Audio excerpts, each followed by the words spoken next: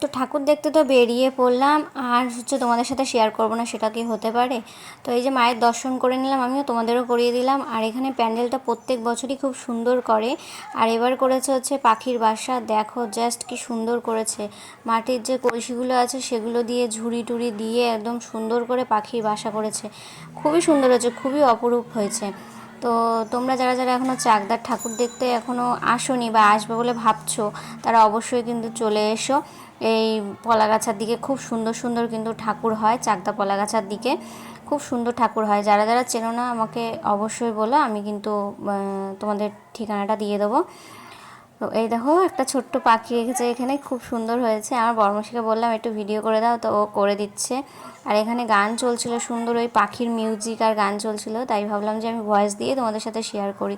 তো ঝুড়িগুলো কত সুন্দর লাগছে দেখেছো, দারুণ লাগছে। আমার তো পুজো প্যান্ডেল দেখা শুরু হয়ে গেছে, তোমারও কি শুরু হয়ে গেছে? অবশ্যই কমেন্ট করে কিন্তু জানিও। তো চলো টাটা।